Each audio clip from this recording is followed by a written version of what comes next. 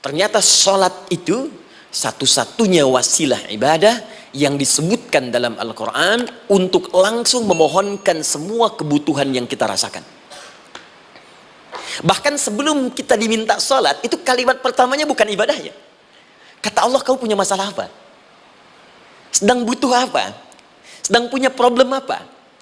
Buka Quran surah kedua Al-Baqarah ayat ke-45 sampai 46. Paling kanan pertengahan di usad. Wasta'inu bis-sabri was-salah. Perhatikan kalimatnya, indah sekali. Ya Allah menempatkan sholatnya bagian kedua. Kata Allah, wasta'inu, hei hambaku, jika kalian punya persoalan dalam kehidupan, maka perhatikan kalimatnya baik-baik. Wasta'inu, mintakan solusinya kepadaku. Jadi kalau sedang punya masalah, bukan bikin status, gak akan selesai. Sedang eksplorasi minyak, gak keluar-keluar, bikin status. Duh, susah sekali yang ngebornya. Gak akan selesai. Jalan macet, bikin status. Jakarta macet, ya gak akan selesai. Ya, apa yang harus dilakukan? Kata Allah, jika anda beriman kepadaku, yakin denganku, maka wasta'inu, punya persoalan, minta kepada Allah. Caranya bagaimana? Satu, bis-sabri, terima dulu masalah itu, jangan dikeluhkan. Kaidah lain muncul, karena mustahil saya akan titipkan persoalan kalau tidak anda mampu mengatasinya. Kaidah Quran surah kedua ayat 286, kita hafal ayatnya. La yukallifullahu nafsan illa usaha. Perhatikan kaidahnya. Allah tidak mungkin menguji seorang hamba di luar batas kemampuannya. Jadi kalau kita sedang punya ujian di rumah kah, pekerjaan kah, kehidupan sosial kah, sebesar apapun ujian itu, kata Allah, memang karena anda yang sanggup. Kalau nggak sanggup gak akan diuji. Di ujian itu berbanding lurus dengan kemampuan. Mustahil seorang hamba diuji di luar batas kemampuannya. Jadi kalau anda sekarang pun sedang punya masalah sebesar apapun, kata Allah, memang cuma kamu yang sanggup, yang lain tidak. Maka jangan mengeluh. Jangan anda katakan, ya Allah, why me? Kenapa saya? Kata Allah, why not? Memang kamu yang mampu, yang lain tidak. Nah, ketika anda bisa menerima itu dengan sabar, baru datang kalimat kedua, wassalah. Kemudian datang, tunaikan sholat dan mintakan solusi kepadaku lewat sholat. Ya, sedikit ya, lihat sini. Saya berikan sedikit uraian Al-Quran. Saya boleh menulis sini? Boleh ya? Ibu, maaf, agak jauh. Ibu kelihatan ini? Oh, belum saya tulis. Bagaimana bisa kelihatan? Luar biasa. Cuma di Pertamina, belum ditulis udah kelihatan. Maaf, lihat sini, wasta'inu. Baik, ya. Saya ingin sedikit sekali. Ini redaksi Quran itu indah sekali diksinya. Wasta'inu. Lihat sini. Kata Allah, jika anda punya persoalan dalam hidup, maka mintakan solusi. Terima dulu masalahnya dengan sabar, karena kita dipercaya oleh Allah. Gini cara memahaminya. Allah aja percaya dengan kita. Masa kita nggak percaya diri?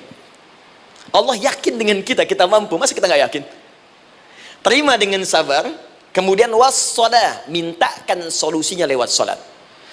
Kata perintahnya dibuka dengan kalimat wasta'inu. Kalau kita ingin rubah kata perintah ini, fi'il amr, ingin dirubah ke dalam bentuk permohonan, minta, maka rubah kalimatnya menjadi nasta'in. Lihat, nasta'in. Baik, wasta'inu, kata Allah, kalian punya persoalan, ayo minta solusi padaku. Terus kita pengen minta, ya Allah kami ingin minta. Maka dalam bahasa Arab, kalau kita ingin merubah kalimat ini ke dalam bentuk permintaan, kita katakan nasta'in. Saya tanya pada anda, pernah nggak dalam sholat kita mengucapkan kalimat nasta'in? Ada? Masih ingat? Baik, apa kalimatnya? Iyyaka na'budu wa iyyaka nasta'in. Perhatikan, iyyaka na'budu wa iyyaka nasta'in. Iyyaka na'budu, iyyaka, ya Allah, engkau perintahkan aku untuk ibadah. Maka sekarang aku ibadah, sholat, hanya kepadamu saja. Kan kata Allah, kamu sholat. Terus kita katakan, iyyaka na'budu. Sekarang kami sholat, ya Allah. Nama lain sholat itu ibadah. Kalau kita ibadah, na'budu. Dari mana tahunnya nama lain sholat ibadah? Quran surah ke-20 ayat ke-14. Fa'budni wa aqimis sholat li dzikri. Ibadah kepadaku, caranya sholat. Maka saat sholat kita katakan, iyyaka na'budu. Ya Allah, engkau perintahkan aku untuk ibadah. Sekarang aku ibadah. Wa iyyaka nasta'in. Dan sekarang aku sedang punya persoalan, ya Allah. Aku punya masalah. Aku punya problem. Dan aku yakin hanya Engkau yang pasti akan menyelesaikannya. Ketika Anda mengatakan iyyaka nasta'in, perhatikan hadis qudsinya. Hadisnya qudsi. Ya. Al-Imam Al-Bukhari meriwayatkan, Imam Muslim meriwayatkan, An-Nasa'i meriwayatkan dari sahabat Abu Hurairah radhiyallahu taala anhu. Ada lagi yang dari sahabatnya Anas bin Malik. Perhatikan kalimatnya. Idza qala al-'abdu iyyaka na'budu wa iyyaka nasta'in, jika hambaku dalam salatnya benar membacanya, benar dari awal salatnya sampai dengan kalimat iyyaka na'budu wa iyyaka nasta'in, ya Allah, sekarang aku ibadah kepadamu dan sekarang aku punya persoalan. Aku mohonkan solusinya darimu. Kata Allah, hadza baini wa baina 'abdi. Ini perjanjian antara aku dengan hambaku. Wali 'abdi. Hadisnya qudsi. Wali abdi, kalau hambaku benar salatnya sampai kalimat ini, masalah, apapun yang dia minta sekarang, aku akan kabulkan. Aku akan kabulkan. Pertanyaan saya, berapa di antara kita yang salat sampai detik ini, ribuan kali ruku dan sujud, yang memanfaatkan momentum ini untuk memohon? Siapa di antara kita yang ketika salat memohon kepada Allah solusi? Jangan-jangan selama ini salat itu hanya menjadi formalitas saja. Takbir, ruku, sujud, salam, selesai. Takbir, ruku, sujud, salam, selesai. Padahal Allah sudah menunggu hambaku, kamu itu punya masalah apa? Makanya setiap waktu dibagi 5 supaya hidup kita ringan. Subuh ke zuhur punya masalah, zuhur salat. Begitu kita mohon, tuntas masalah itu. Zuhur ke asar punya persoalan, asar salat. Dijawab oleh Allah, tuntas persoalan itu. Karena itu semua nabi dan rasul, bahkan orang soleh, ketika punya persoalan dalam hidupnya, even itu hanya menulis karya ilmiah, maka mereka akan memulai dengan sholat dan minta kepada Allah Subhanahu Wa Taala. Teman-teman kenal Nabi Zakaria? Bagus. Baik, di sana belum tulis, sudah kelihatan. Sini kenal Nabi Zakaria, alhamdulillah. Tapi nggak apa-apa. Saya ke Sukabumi, Pak. Ada yang kenal Fir'aun? Kenal Fir'aun, kenal, bagus. Baik, Sukabumi hubun dunia, suka itu hubun, bumi itu dunia. Baik. Teman-teman, Nabi Zakaria itu diuji oleh Allah. Maaf, belum punya keturunan. Dan semua nabi punya ujian. Jadi jangankan kita, nabi aja yang jelas surganya punya ujian. Ya, Anda pernah sakit, Nabi Ayub sakitnya lebih parah dari kita. Ya, Anda di keluarga belum ada keturunan, Nabi Zakaria pernah lebih daripada kita. Sampai rambutnya memutih, fisiknya sudah letih, dan menurut medis, maaf sekali, istrinya divonis tidak mungkin punya keturunan, monofus dan mandul, mustahil. Secara klinis, gak mungkin. Secara medis, tidak mungkin. Maka Allah tunjukkan satu isyarat yang sangat luar biasa. Jika Anda mendapati situasi, makhluk mengatakan ini mustahil dan sudah angkat tangan, ini tanda pertama dari Allah, langsung tinggalkan pendapat manusia, langsung memohon kepada Allah. Maka turunlah beritanya di Quran surah ketiga Ali Imran ayat 38 sampai 39. Paling kanan sebelah atas di mushaf. Sekarang perhatikan kalimatnya, saya mau sambungkan dengan Al-Fatihah tadi.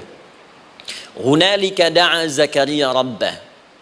Di mihrabnya Nabi Zakaria salat bermohon kepada Allah. Qala rabbi habli min ladunka dzurriyyatan thayyibah. Kemudian ia berdoa, Rabbi habli, ya Allah yang maha memberi tanpa batas. Ini adab pertama, kalau teman-teman mau berdoa, sebut nama Allah sesuai dengan hajat kebutuhan kita. Itu yang disebut dengan Al-Asma'ul Husna. Di Asma'ul Husna itu bukan nama-nama indah yang sekedar dihafal, bukan. Tapi nama yang diberikan oleh Allah sesuai dengan kebutuhan hidup kita. Dalilnya Quran surah ke-17 ayat 110. Ya, paling kanan sebelah atas di mushaf, ke pertengahan. Ya, kata Allah, Qulid Allah. Jika Anda punya persoalan, sebut nama Allah. Allah Awir Rahman atau Ar-Rahman. Ayyamma tad'u, tapi kalau Anda ingin spesifik meminta, falahul asmaul husna. Pilih nama Allah, ia punya nama-nama yang indah sesuai kebutuhan kita. Jadi kalau teman-teman misalnya minta kelancaran rezeki, sebut ya Allah ya Razzaq. Anak mau ujian, ya Allah ya Al-Alim. Di proyek misalnya ada hambatan, ada gangguan, ya Allah ya Al-Jabbar ya Al-Malik. Ingin mudah mengatasi ujian, ya Allah ya Sabar. Minta. Ya, jangan semuanya disebutkan, nanti jadi beban. Ya, Allahumma ya Rahman ya Malik ya Kudus ya Sabar, gitu kan? Yang tadinya nggak punya masalah jadi punya masalah, gitu kan? Pilih salah satu. Nah, jika Anda ingin memohon pada satu hal yang mustahil menurut manusia, maka minta dengan menyebut nama Allah yang memberi tanpa batas, mustahil di dalamnya. Nama Allah tersebut namanya Wahhab. Wahhab. Ya Allah, ya Wahhab. Al-Wahhab. Kalau kita rubah dalam bentuk permintaan, maka singkat kalimatnya dengan hab. Hab. Untuk sendiri habli, untuk banyakkan hablana.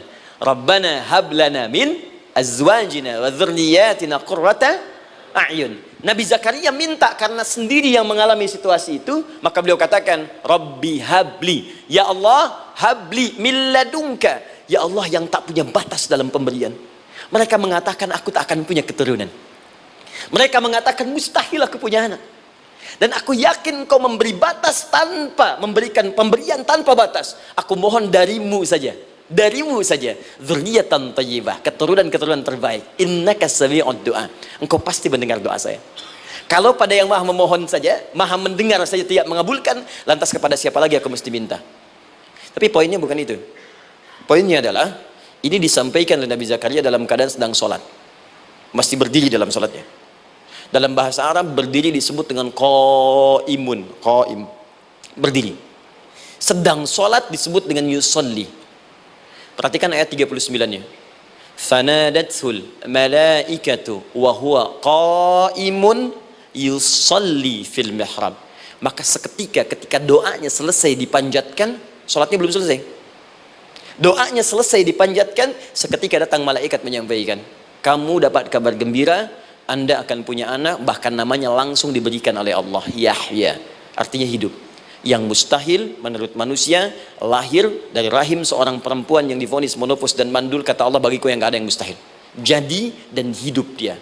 Kapan itu terjadi? Masih sholat dan belum selesai dalam sholatnya, dalam keadaan berdiri. Sekarang saya tanya Anda, kita membaca iyyaka na'budu wa iyyaka nasta'in dalam keadaan ruku atau sujud? Sujud, berdiri. Berdiri teman-teman. Betul kan? Dalam keadaan berdiri saat baca Al-Fatihah.